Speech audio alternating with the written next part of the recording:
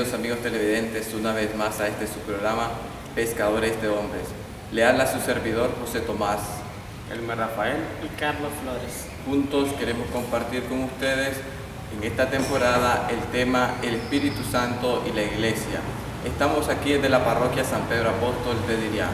Entonces, para comenzar este tema es importante, ¿verdad?, ver en la Sagrada Escritura qué nos dice acerca de la tercera persona de la Santísima Trinidad, como es el Espíritu Santo.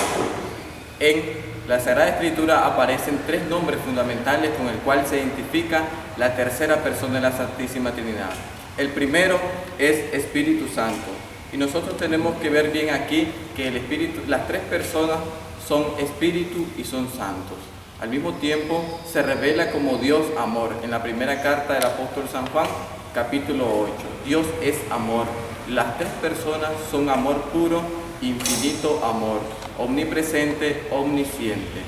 Y la tercera palabra con que se conoce también el Espíritu Santo es como don, porque se entrega al hombre de una manera total y completa. Estas son las tres palabras con las que es conocido la tercera persona de la Santísima Trinidad. Sin embargo, hay que destacar también que se conoce como el Paráclito, como el Consolador, como el Guía, como el Defensor. Es importante entonces tener en cuenta antes de iniciar esto. Y debemos destacar algo, que la primera fuente de donde podemos nosotros partir para conocer el origen y el desarrollo de la primera comunidad primitiva es el libro de los Hechos de los Apóstoles, que el autor de este libro es el evangelista San Lucas. El evangelista San Lucas se propone continuar su evangelio, pero aquí viene a narrar lo que Jesús hizo y al mismo tiempo habló a sus discípulos por medio del Espíritu Santo. Nos reflejan los Hechos de los Apóstoles, capítulo 1. También hay que destacar que la Iglesia es la continuadora de la misión que asistida por el Espíritu Santo, desde el Antiguo Testamento hasta llegar a su plenitud en el Nuevo Testamento con la persona de Jesucristo. Pero es el acontecimiento de Pentecostés es en el que la Iglesia viene y nace para la evangelización, nace para la misión, porque si bien sabemos, ya la Iglesia había sido fundada antes de la Pascua, pero después de la Pascua, con el acontecimiento de Pentecostés, la Iglesia nace para la misión, nace para la Iglesia, nace para redimir a la humanidad. La fe en la resurrección primeramente fue propagada en Galilea y es la primera iglesia de Jerusalén conocida como la iglesia primitiva.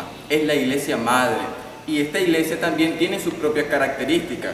Por ejemplo, el ideal de una vida de comunidad, que el evangelista San Lucas lo sintetiza en el libro de los Hechos de los Apóstoles en 4 puntos.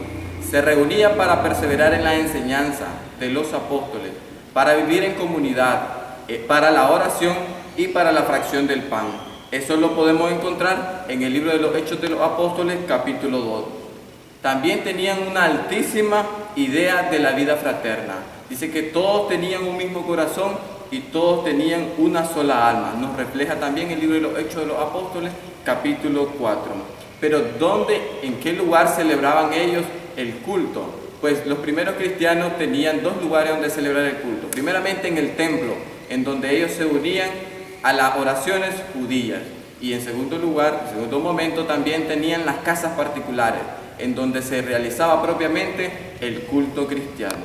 Con esto nosotros podemos ver que la primera iglesia o la iglesia primitiva se viene a fundamentar aquí en unas características muy particulares, siempre asistida por el Espíritu Santo, que hasta nuestra actualidad también sigue asistida por ese mismo Espíritu Santo que procede del Padre y del Hijo. Así es, Tomás, Carlos. Es muy importante entonces tener en cuenta que la figura del Espíritu Santo dentro de la iglesia es muy importante y ya estamos próximos a la fiesta de Pentecostés, el próximo 24 de mayo. El 24 de mayo, ¿verdad? Qué casualidad que ese mismo día celebramos una vocación de la Virgen Santísima, que es María Auxiliadora. Entonces vemos esa figura del Espíritu Santo unida a la Virgen María. Entonces no podemos obviar nosotros como cristianos ese acontecimiento importante, el Espíritu Santo que está unido junto a la Virgen María. También recordemos que los santos padres, ¿verdad?, hicieron énfasis en la figura del Espíritu Santo, pero refiriéndola a la Trinidad. Es decir, es necesario hablar de la Trinidad para hablar de las tres personas divinas. Recuerda el Papa Juan Pablo II en audiencia general del 4 de abril de 1990 que para conocer sobre el Espíritu Santo es necesario conocer también a Jesucristo, porque es Jesucristo el que revela al Espíritu Santo y también es el mismo Jesucristo que nos hace conocer las verdades y el Espíritu Santo se encarga entonces de actualizar. Entonces este mensaje que ha venido de nosotros de generación en generación es actualizado por medio del Espíritu Santo. Y es entonces importante tener en cuenta que el Espíritu Santo también se manifiesta en este mes de mayo, en el mes de la Virgen Santísima. Así es, muchachos, también hay que tomar en cuenta que para hablar del Espíritu Santo tenemos que hablar también de su actuar en lo que es el recorrido a través de la historia de la salvación.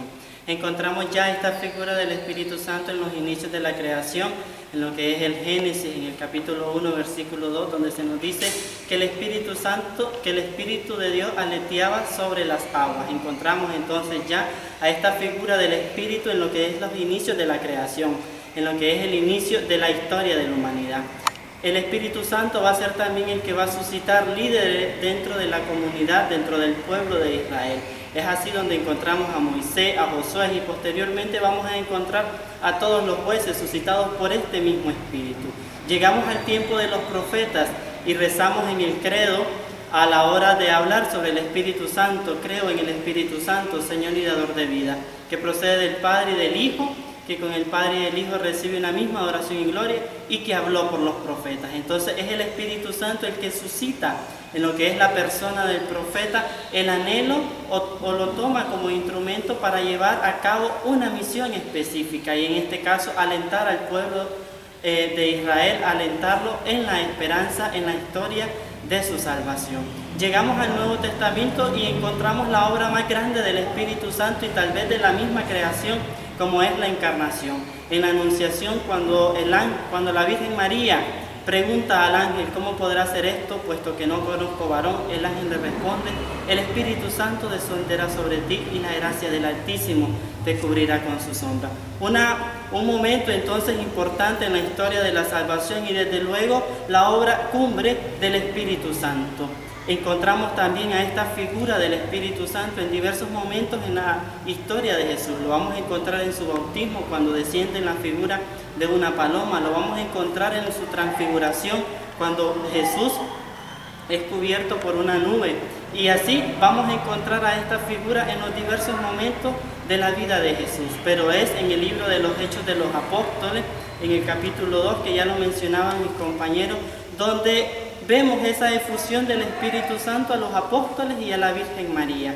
Vemos cómo estos por miedo están encerrados en un lugar, en una habitación alrededor de la Virgen María, pero están en oración y en ese estar en oración es cuando el Espíritu se manifiesta y desde luego es la llave para que estos hombres puedan abrir las puertas y puedan salir a anunciar a Cristo, puedan salir a anunciar el Evangelio, la buena nueva que Él mismo nos ha mandado a proclamar.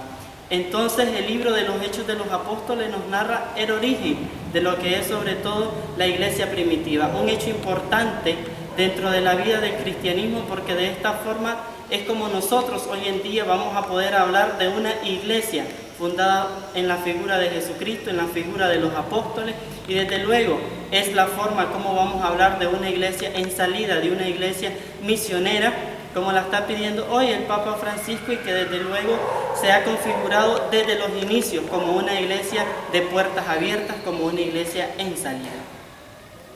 Gracias, amigo televidente. Con esto, verdad, seguimos sintonizando lo que es este tema del Espíritu Santo y la iglesia. Como ya bien decían también mis compañeros, cómo el Espíritu Santo ha venido actuando a través de la iglesia a lo largo de la historia de la salvación. Es importante entonces que nosotros tengamos muy en cuenta la presencia del Espíritu Santo en medio de la iglesia. Y es importante también que lo destaquemos y que lo vivamos como cristianos que somos. Le invitamos a continuar sintonizando. Conozca primero su fe católica, programa conducido por el Padre Pedro Núñez, de la Arquidiócesis de Nueva Orleans. Esta serie ofrece respuestas concretas a interrogantes sobre la fe católica que plantean los fieles que se comunican con el programa. Ahora puedes verlo a través de Cristo TV, el canal de la nueva evangelización. Gracias amigos televidentes por continuar sintonizando este programa Pescadores de Hombres. Hoy tenemos a un invitado especial como es el Padre Roberto Ramos, que es el párroco de la Iglesia de San Pedro Apóstol de Dirián. Gracias Padre por aceptar esta invitación y hacer parte de este programa Pescadores de Hombres. Es importante, ¿verdad?, que nosotros como cristianos tengamos en cuenta, ¿verdad?, el acontecimiento de la Pascua dentro de la Iglesia, como ese acontecimiento fundante en el que se funda nuestra fe. Pero escucharemos en las palabras del Padre Roberto Ramos, él como sacerdote, que nos dice cuál es la importancia de la Pascua dentro de la Iglesia.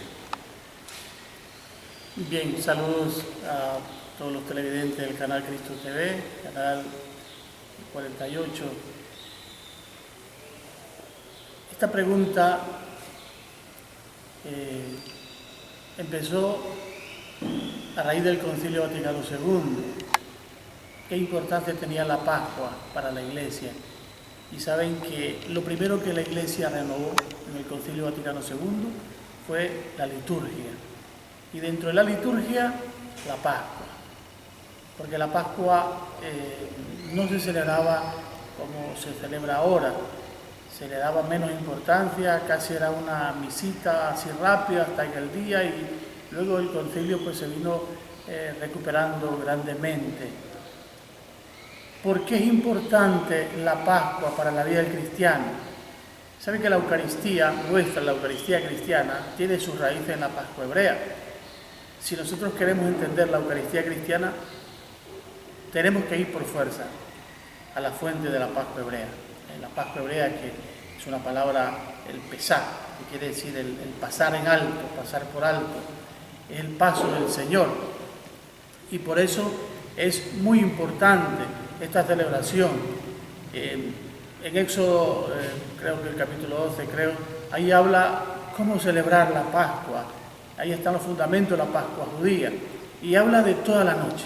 Esto es muy importante porque yo pienso, yo digo que el día que la Pascua se celebre, como ha dicho el concilio, toda la noche, en una parroquia, en una diócesis, en una provincia eclesiástica, en toda la Iglesia universal, yo pienso que ese día ya vendrá el Mesías. Porque la Pascua todavía no le damos la importancia que tiene. Hay veces celebramos por salir del paso, ya a las 8, a las 9 ya, la iglesia cerrada. Qué impresionante sería saber, por ejemplo, que en toda la diócesis de Granada o en todo Nicaragua se esté celebrando toda la noche la Pascua. Eso sería una explosión inmensa. Y por eso para los judíos la Pascua no es algo así, es algo fundamental, es una explosión de alegría, así como la Eucaristía nuestra. La Eucaristía nuestra muchas veces la hemos reducido a algo legal, algo de cumplir, pero nos hemos olvidado del verdadero sentido que tenía la iglesia primitiva, que era una explosión inmensa, era una exultación grande, totalmente. Si queremos nosotros comparar un poco, la Eucaristía sería irnos al Magnífica de la Virgen María. ¿Qué es lo que hace la Virgen María? Exultar, dar gracias, decir, proclama mi alma, porque Dios ha hecho grandes cosas en mí. Esa es la Eucaristía para el cristiano.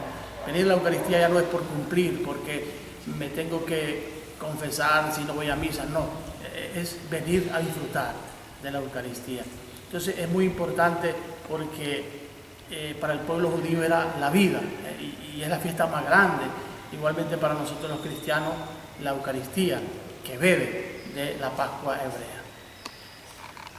Gracias Padre por estas palabras que nos ha dado acerca de lo que es la Pascua cristiana, ¿verdad?, teniendo su fundamento en lo que es la Pascua judía, ¿verdad?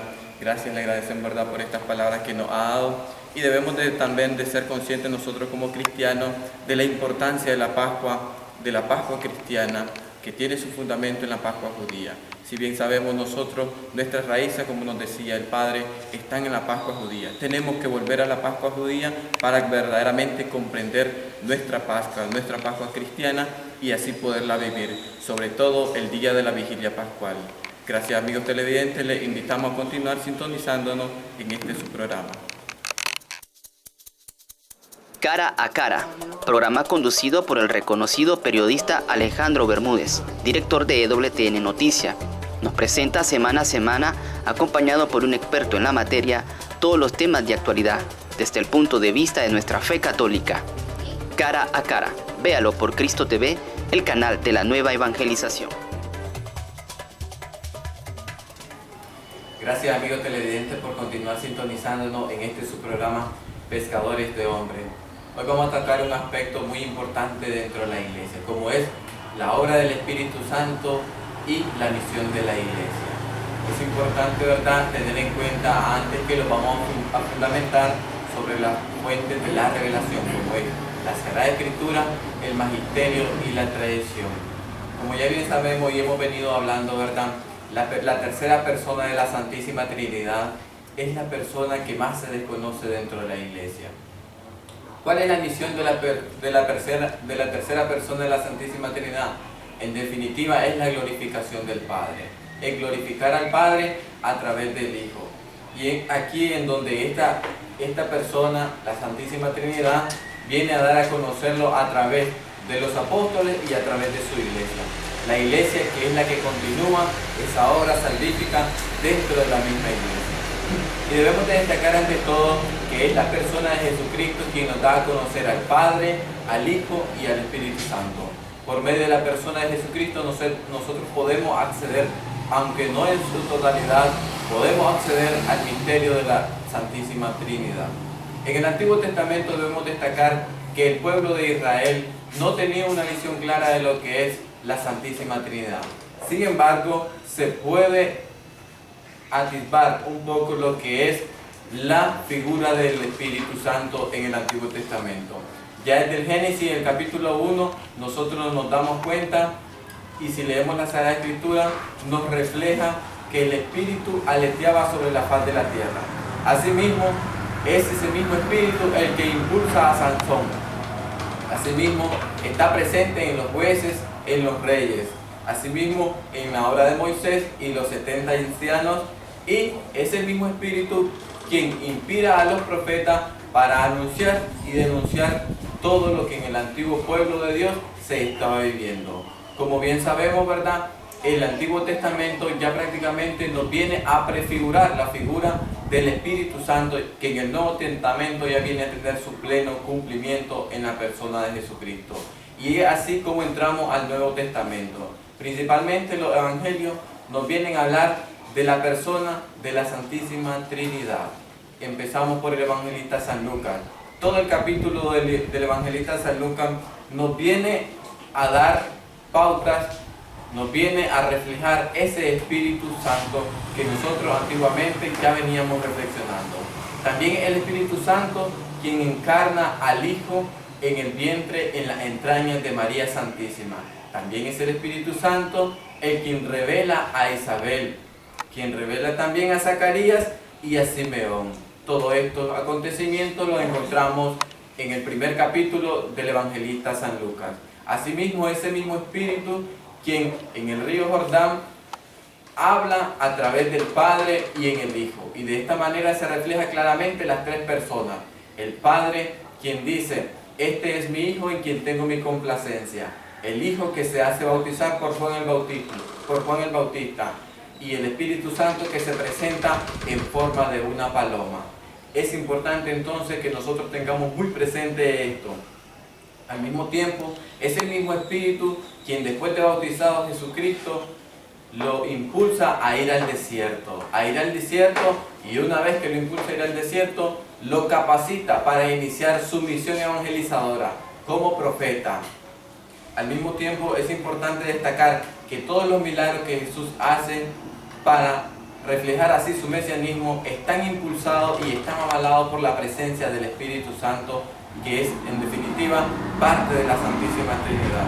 Asimismo, es el acontecimiento de Pentecostés, nos refleja el libro de los Hechos de los Apóstoles, capítulo 4. Es ese acontecimiento en donde la iglesia prácticamente está naciendo para los apóstoles y para toda la humanidad, en donde la iglesia tiene la fuerza necesaria porque ese Espíritu Consolador que procede del Padre y del Hijo es la que la impulsa a salir, a dar a conocer al Padre a través del Hijo en el Espíritu Santo.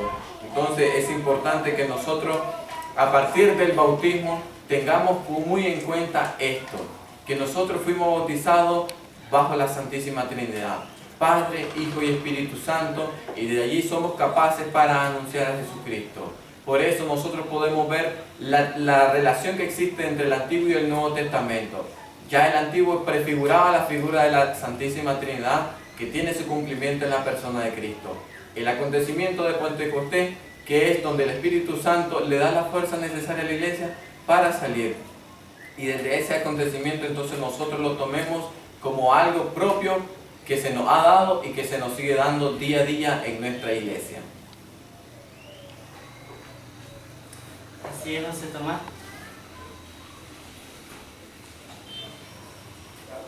Así es, José Tomás.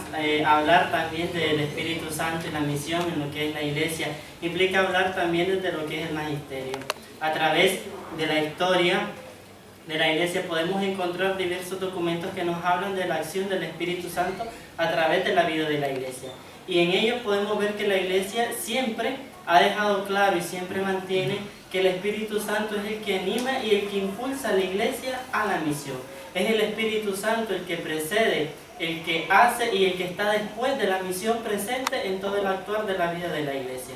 Esto se nos deja patente en lo que son las primeras encíclicas sobre el Espíritu Santo y la misión. Tenemos la encíclica del Papa León XIII, Divinum Illud Munus, y también la encíclica del Papa Juan Pablo II, Hoy Santo, Dominum et Vivificante, los cuales nos dejan claro esta perspectiva de que es el Espíritu Santo el que siempre anima, guía e impulsa a la iglesia en lo que es su actuar misionero. Y esto lo vemos siempre hoy, cada vez que vamos a realizar una misión en la diócesis, en la parroquia, en una capilla. Vemos que siempre nos reunimos y siempre pedimos la iluminación del Espíritu Santo para que sea Él el que nos guíe, el que nos impulse, el que sobre todo prepare los corazones de quienes nos van a escuchar para siempre tener presente lo que es la palabra del Señor. También encontramos diversas encíclicas que nos hablan sobre la misión, como lo es la Redemptor Missio, como es el Evangelii Gaudium del Papa Francisco y el Decreto 80 del Concilio Vaticano II, que siempre nos van a dejar presente que el actuar misionero de la iglesia es debido a la acción del Espíritu Santo dentro de esta que siempre acompaña a la iglesia. Es pues el Espíritu Santo el que ilumina a nuestros pastores, a nuestros ministros, para que siempre sean ellos los que dirijan, los que gobiernen esta iglesia y la lleven siempre por caminos de paz, por buenos caminos hacia el rebaño, hacia las ovejas que siempre se deben de llevar a pastos seguros.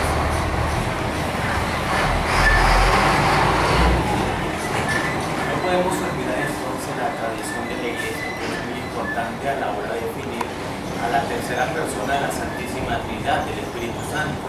Pero también hay que recordar, como ya lo decían mis compañeros, de que el Espíritu Santo es desconocido todavía. Para la iglesia siempre hacemos referencia al Padre y al Hijo, pero el Espíritu Santo como que a veces se nos olvida su figura, su persona, y que es muy importante, ya nos lo decía, ¿verdad, Carlos?, que el Espíritu Santo es el que impulsa, es el que anima la misión de la iglesia.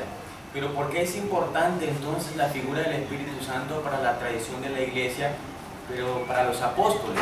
Porque recordemos que anteriormente, antes que se diera la venida del Espíritu Santo, los apóstoles estaban escondidos después de la muerte de Jesús, porque pensaban que todo se había terminado ahí. Pero es con el Espíritu Santo que los apóstoles se animan y pierden el miedo y reciben esa infusión del Espíritu Santo y son impulsados a la misión. Porque allí los padres de la iglesia entonces sintieron esa necesidad de hablar del Espíritu Santo, pero lo hacían siempre en referencia a la Santísima Trinidad. Es decir, es necesario hablar del Padre y el Hijo porque es el Hijo el que nos revela al Espíritu Santo. Entonces los padres siempre hablaban de la Trinidad, ya no hablaban de Jesucristo ni del Padre, hablaban de la Trinidad como tal, porque debido a esto entonces es que los apóstoles daban testimonio, es decir, ya daban un testimonio del Padre, del Hijo y del Espíritu Santo. Y eso lo podemos encontrar en la cita bíblica, ¿verdad?, de los Hechos de los Apóstoles, que los mismos apóstoles reciben esa fusión y ellos son lanzados. Entonces, a partir de aquí, ¿verdad?, es que los santos padres sienten esa necesidad. Ya hablan de la Trinidad y encontramos a San Agustín, que define sobre la Santísima Trinidad al hablar del Espíritu Santo en el Tratado de Trinitate, es decir, que el Espíritu Santo está referido a las dos personas divinas. No podemos separarlos, porque si los separamos entonces estaríamos cayendo en una herejía. Es importante entonces la figura del Espíritu Santo para la iglesia naciente. Se definen también los concilios. En el concilio de Nicea en el 381, donde se dice que el Espíritu Santo procede del Padre y del Hijo. Y así nos vamos a dar cuenta, ¿verdad?, que la iglesia a lo largo de la historia ha venido hablándonos de la figura del Espíritu Santo, de ese Espíritu Santo que muchas veces todavía sigue escondido, que se ha hecho poco, ¿verdad? Los documentos de la iglesia no han logrado definir, pero sí podemos decir que el Espíritu Santo entonces es el que impulsa, es el que anima para la misión. La verdad, como decían los muchachos, el Espíritu Santo es esa fuerza que da la vida a la iglesia, y como tal, verdad, debemos de tener en cuenta algo muy importante, que al comienzo de la iglesia primitiva, verdad, no tenía muy en cuenta el problema de la tercera persona de la Santísima Trinidad. Principalmente eran problemas cristológicos lo que ella tenía en cuenta. Ya la tercera persona de la Santísima Trinidad es un acontecimiento, es un problema que se les viene presentando posteriormente. Sin embargo, hay que tener en cuenta lo que nosotros hemos compartido con ustedes y lo hemos tratado de fundamentar en las fuentes de la revelación. Sagrada Escritura, Magisterio y Tradición siempre ha mantenido viva esta fe en la tercera persona de la Santísima Trinidad. Y también hay que tener en cuenta que nosotros como cristianos profesamos una fe trinitaria. Creemos en el Padre como creador del universo, en el Hijo como el redentor de toda la humanidad, y en el Espíritu Santo como esa fuerza que procede del Padre y del Hijo y que le da continuidad a la misión, a la vida de la iglesia. Es importante entonces que nosotros tengamos en cuenta nuestra fe trinitaria. Gracias, amigos televidentes, les invitamos a continuar sintonizándonos.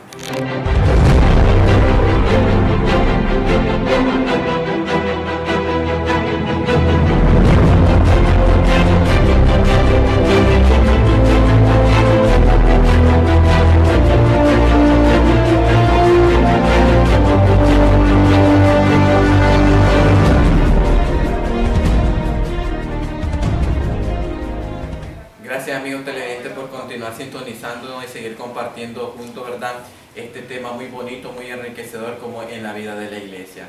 Hoy vamos a tocar también un punto muy importante y fundamental también dentro de nuestra iglesia, como es la figura de nuestra Madre Santísima, la Virgen María, en la iglesia. Es importante, ¿verdad?, tener en cuenta esto. ¿Por qué? Porque es decir, la fecundidad del Padre es el Hijo, la fecundidad del Hijo y del Padre es el Espíritu Santo, y la fecundidad de las tres personas divinas es la Virgen María.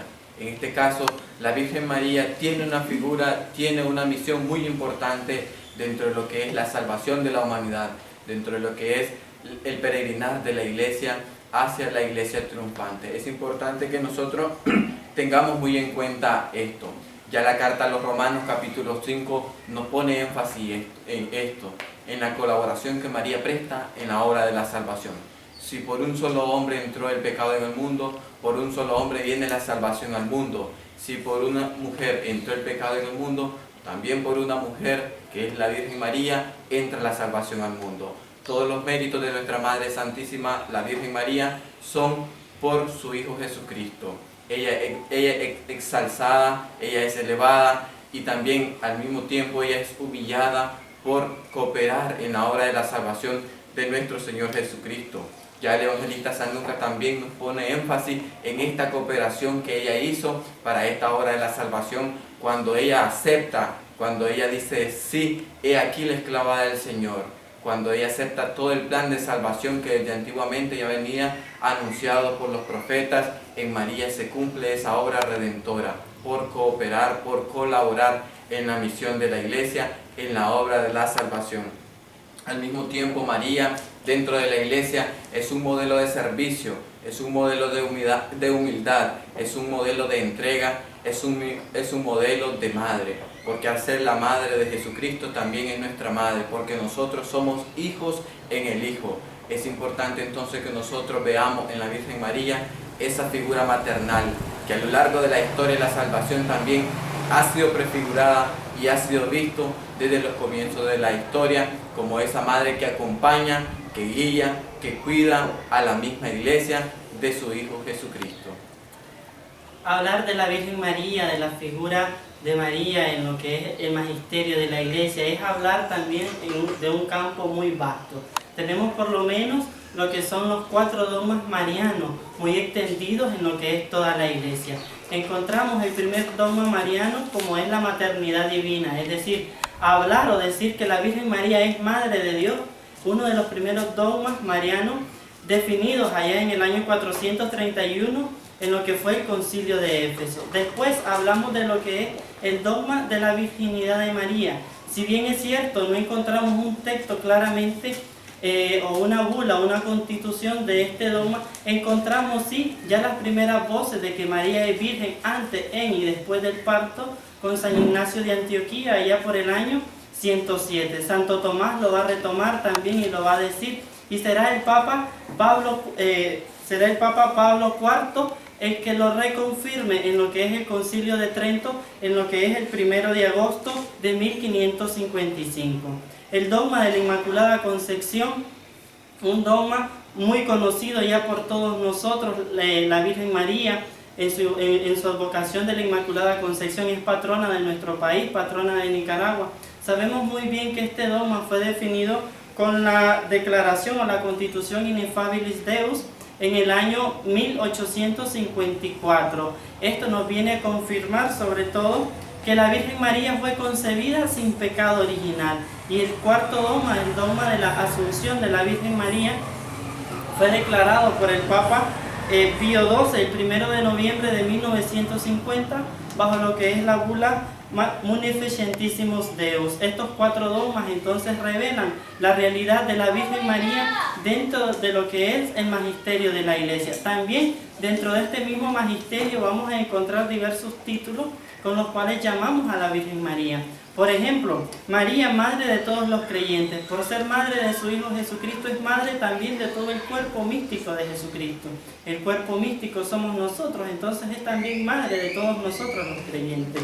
Encontramos a María también como mediadora delante de su Hijo Jesucristo. Esta función de mediadora depende principalmente de los méritos de su Hijo Jesucristo. Encontramos a María también como corredentora por su participación indirecta en lo que es la historia de la salvación. También vamos a ver a María como Reina del Cielo. Esto lo contemplamos siempre en lo que es el quinto misterio glorioso, donde proclamamos que María es coronada como Reina y Señora de todo lo creado. De esta manera encontramos pues que María es sobre todo Madre de nosotros los creyentes, Madre de Jesucristo, y pues en el documento de Aparecida se nos va a decir que ella es estrella de la evangelización. De esta manera, la Virgen María aparece siempre como modelo y como figura de la iglesia dentro de lo que es el magisterio. Es importante, ¿verdad?, como ya lo comentaba Carlos, que tengamos en cuenta, ¿verdad?, que la figura de María en la iglesia siempre ha estado presente y siempre también ha sido fundamentada en las fuentes de la revelación. El magisterio ha hablado de lo que es la Virgen María, con los 4 dogmas que responden a una realidad. En la Sagrada Escritura también está fundamentada la figura de María, desde el Antiguo Testamento al Nuevo Testamento, llegando a su plenitud, ¿verdad?, cuando encarna al Hijo de Dios. Y en la tradición también, desde los Santos Padres, ya se viene también hablando de la figura de María como madre y también como colaboradora en la obra de la redención del Hijo. Es importante entonces también que nosotros tengamos en cuenta todas las advocaciones que hoy en día nosotros tenemos, como la Virgen de Lourdes, la Virgen de Fátima, la Virgen del Rosario, todas esas advocaciones que como cristianos nos identifican. Es importante también que nosotros tomemos muy en cuenta la obra de la Virgen María, la obra de la imagen de Nuestra Señora de los Desamparados dentro de la historia de la iglesia, dentro de la iglesia. Al mismo tiempo, ¿verdad?, le agradecemos a doña María Adilia Vargas Selva por habernos recibido en su casa. Hoy que ella tiene la dicha, tiene el honor de tener a la imagen de Nuestra Señora de los Desamparados en su casa, que tradicionalmente año con año ella la vive trayendo. Una devoción que de que ella tiene uso de razón, pues ha continuado con esta tradición que me imagino que la ha heredado de sus padres. Es muy bonito la experiencia que ella nos contaba y el testimonio como una persona que ha encarnado de sí la figura de la Virgen María y que la ha dado a conocer a través de su testimonio y a través de la obra de la misma iglesia que como cristianos la tenemos. Es importante entonces ver y a ver qué nos puede decir ella acerca de esta tradición que siempre año con año ha tenido en su casa, en su hogar, a su familia y que me imagino que se la está transmitiendo también a sus hijos y nietos. Sí, eso es cierto, eso que ahora mis hijas, si yo no muriera, ellas quedan con esta devoción, porque yo se la he transmitido, pues viene de mi marido. Y pues yo pues desde chiquita pues he simpatizado mucho con la Virgen y nunca pues he dejado de aceptarla. Siempre estaré con ella.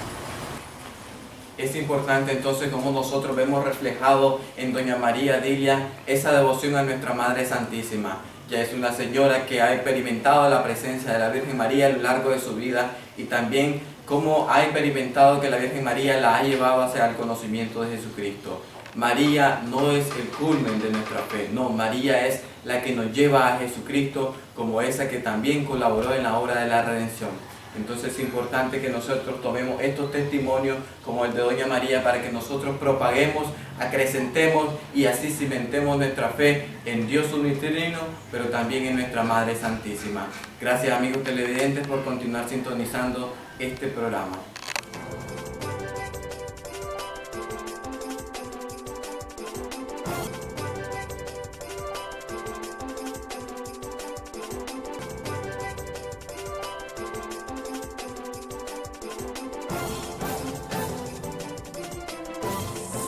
Gracias por seguir acompañándonos en este su programa Pescadores de Hombres.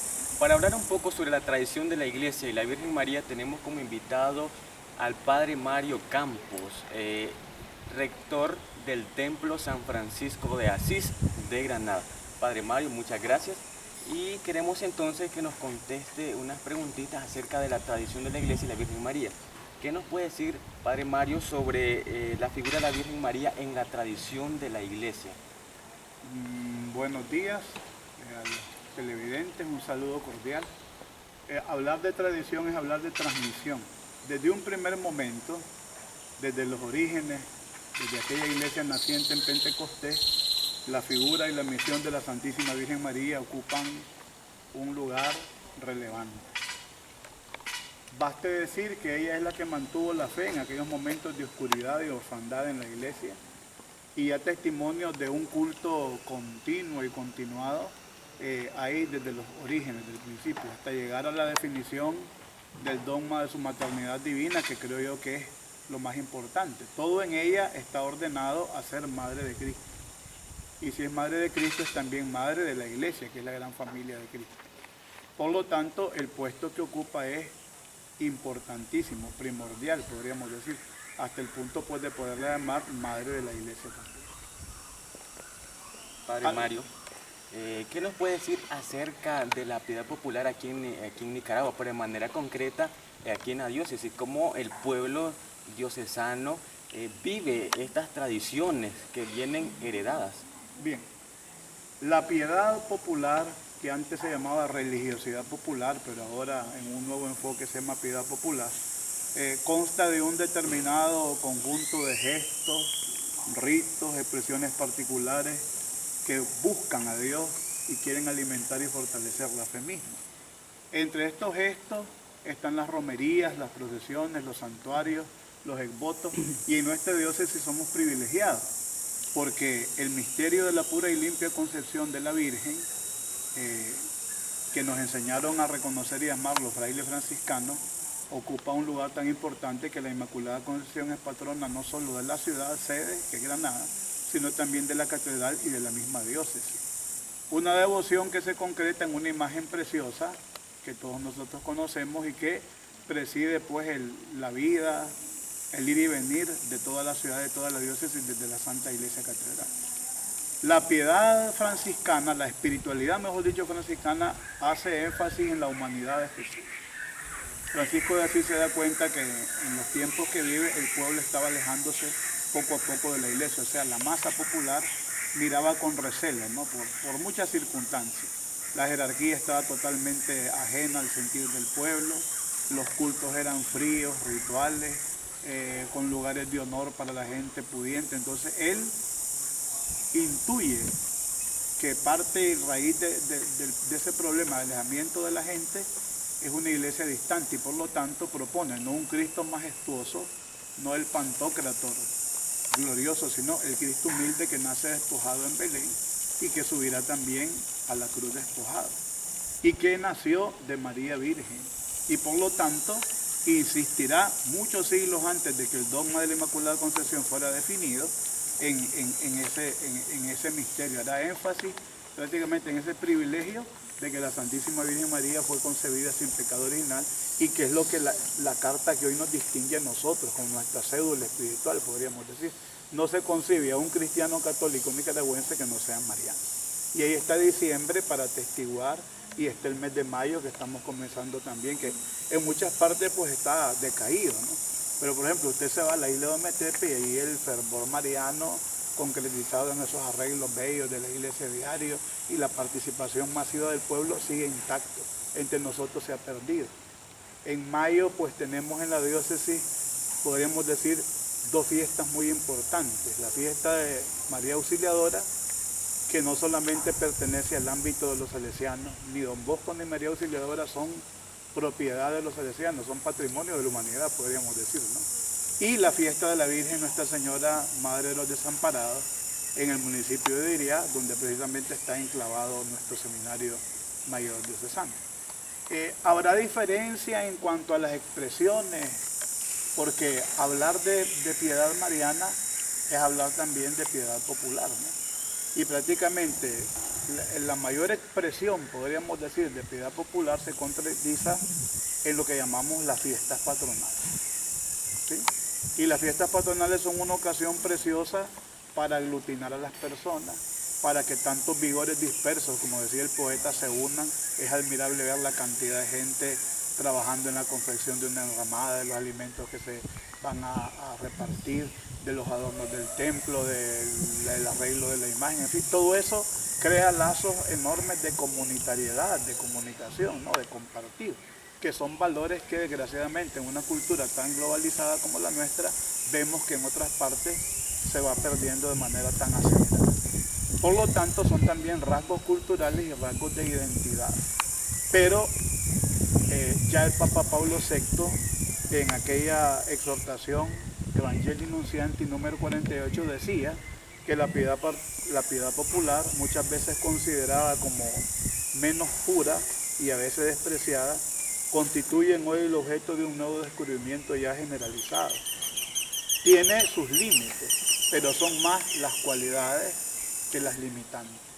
Como todo en la iglesia, merece ser evangelizado, iluminado, dirigido, guiado. Entonces, sobre todo en América Latina, donde tenemos todavía esa cultura tan mediterránea de tocar, de palpar, de ver, de sentir, ¿no? Somos un pueblo que expresa corporalmente incluso su fe, son importantes y hay que conservarlas. Hoy podríamos decir, frente a esto, de que lo más importante es evangelizar. Con María se evangeliza también. Ella fue la primera evangelizadora. Ella fue la primera en llevar a Cristo en su vientre al visitar a Isabel y llevarle noticias buenas y alegres. Así también toda bajada, que es expresión de piedad popular mariana, el bajar la imagen, el subirla, el tornarla, el llevarla, es como un peregrinar, como un caminar con ella por las calles de nuestros pueblos, como un tocar la puerta del hogar. Y qué hermoso sería que cuando la Sagrada Imagen de la Virgen abandona la casa sea otra. La familia esté más integrada, más unida, más comunicada. El gozo de haber tenido ese signo maravilloso, ¿no? Que visita nuestras casas y que a su paso deja una estela de amor, de unidad, de todos los valores que son necesarios seguir cultivando siempre. Entre nosotros no quisiéramos que las expresiones de diciembre, por ejemplo la gritería, fuera una simple tradición. a como le entendemos generalizadamente la palabra tradición, que puede quedarse en la repetición de algo que hay que hacer porque hay que hacer. Que porque mi abuelita ponía el altar, que porque mi tía hacía esto, que me dijo que hasta que muriera, ¿no? Más bien debería de ser fruto de la convicción, de que caminamos con María, de que como latinoamericanos la consideramos tan cercana, tan nuestra, y agradecer también pues a la orden franciscana principalmente, que nos inculcó ese amor, esa devoción al misterio de la pura y limpia concepción, y las demás advocaciones, sobre todo en la diócesis tan importante, María Auxiliadora para la ciudad de Granada y los alrededores, Nuestra Señora de Desamparados, a quien diría, una Virgen Señora de Candelaria en Diriomo, que ya es un fenómeno de masas impresionante, no es fiesta de un día, es algo tan. Y las mismas devociones a santos particulares, Santa Rita, entre ustedes, qué sé yo, son expresiones de religiosidad popular que hay que saber explotar en el buen sentido de la palabra. ¿Por qué? Porque esos espacios son donde más podemos tener a las personas, donde más hay asistencia. Yo te aseguro de que si vos invitas, por mucho grado de conciencia que tenga la gente de tu parroquia, a una serie de charlas, de formaciones, de cosas, son muy pocos los de siempre los que asisten. En cambio, para esto, bien llevado, bien preparado, tenés multitudes y tenés una oportunidad maravillosa para evangelizar, para encauzar, para dirigir. Así es. Gracias, Padre Mario, por esta entrevista. Le agradecemos, ¿verdad?, porque este aporte que nos ha dado usted sobre la tradición de la Iglesia en cuanto a la Virgen María, en cuanto a la piedad popular, es muy enriquecedor. Muchas veces nosotros desconocemos, ¿verdad?, el significado, pero nosotros nos sentimos dichosos porque hay muchos jóvenes que miran este programa, Pescadores de Hombres, y entonces yo sé que esto les va a ayudar para ir reflexionando y sobre todo para ir encontrándose con la Virgen, que yo creo que esto es lo más importante, encontrarnos con la Virgen para que la Virgen nos lleve a Jesús en este mes de mayo. Muchas gracias entonces y continuamos con nuestro programa. Hemos llegado a la parte final de nuestro programa Pescadores de Hombres y hemos reflexionado entonces el tema sobre el Espíritu Santo y la misión de la Iglesia. Hay que tener en cuenta entonces que todo lo dicho en este programa nos debe servir a nosotros para una meditación, para saber que el Espíritu Santo es el que ilumina, es el que impulsa y sobre todo el que renueva la fuerza para la misión. Entonces, en este mes de mayo tenemos que aprovechar, unirnos nosotros junto con la Virgen para pedir esa invocación del Espíritu Santo, para que el Espíritu Santo nos impulse y nos haga salir, y sobre todo para mantenernos firmes en la oración y no dejarnos vencer por el mal. Así es, que este mes del Espíritu Santo, de la Virgen María, sea para cada uno de nosotros y para la Iglesia un volver a empezar, un regresar a los orígenes y volver de nuevo a salir a evangelizar y a ser sobre todo pescadores de hombres. De esta manera invitamos y agradecemos a cada uno de ustedes por haberse quedado con nosotros y los invitamos para seguirnos viendo la próxima semana. Así es, ¿verdad? Ya han comentado los muchachos acerca de este programa, lo que hemos tenido. ¿Cuál era nuestra intención? Pues nuestra intención era reflexionar con ustedes acerca de la obra del Espíritu Santo en la Iglesia, cómo se fundamenta en la Sagrada Escritura, en el Magisterio y en la tradición. Hemos tratado de profundizar un poco y compartir con ustedes este mensaje y al mismo tiempo esta persona que es muy desconocida dentro de la Iglesia, como es la persona de la Santísima Trinidad. Entonces les invitamos a que sigan sintonizándonos con nosotros en su programa Pescadores de Hombres todos los sábados a las 7 de la noche. Muchas gracias por habernos sintonizado.